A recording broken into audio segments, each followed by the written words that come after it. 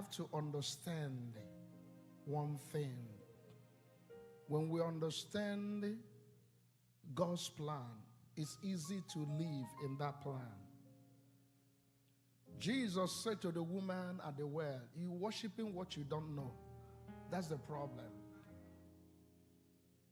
You can sing and shout and nothing changes because the principles are missing.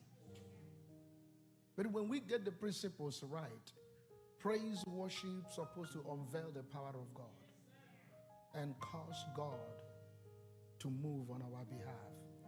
What prayers cannot do, praise will do it. So the foundation has to be very laid. This month we say it's harvest.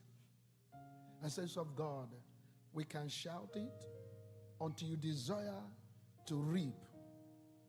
The crop will decay. No crop goes to reap itself and take it back to the owner. No, the owner goes to reap where they have planted, isn't it? The owner goes to view what they have planted and keep watering, keep removing things, keep working on things until harvest is ready. Harvest mentality can cause a wretched one to be wealthy. Harvest mentality. And look at what the word of the Lord said. In Psalm chapter 1:1-3, blessed is the man that walk not in the counsel of the ungodly, nor stands in the way of sinners, nor sits in the seat of the scornful. But his delight is somewhere in where? In the law of the Lord. And in the law doth he meditate. You know, it's one thing to read the word of God, but it's another thing to understand what you read.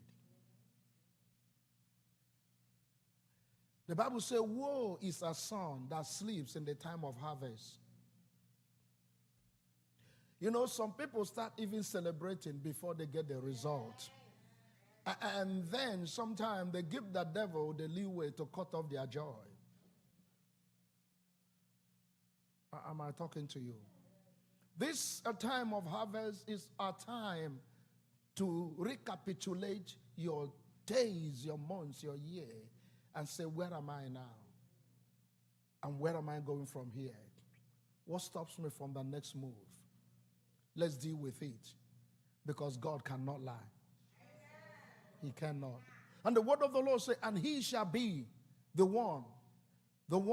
He shall be like a tree planted by the rivers of water. When your life is planted around the word of God and by the Spirit of God, when your life is planted in the word of God, when you're breathing and brewing your life in the word of God, the Bible says that the person brings forth fruit in the season. The season of fruitfulness doesn't pass the person by. They produce. And the leaf does not wither. Their channel of income is not cut off. It's not attacked. Because there is something they are feeding from. The devil cannot bypass. The snail does not swim. That's why when they do a snail farm, they put a pond like 2 feet and put the pond up between the wall. So the snail cannot go to the wall because there is a pond. It stays within. Are you listening to me? So there are territories that the enemy cannot pass. He will be watching carefully to see if there's a loophole. But as long as we have the foundation right, it doesn't steal. Because I know one thing, that every shake-up brings a comeback. And the Bible said that whatever he does shall prosper. My goodness, can that be possible?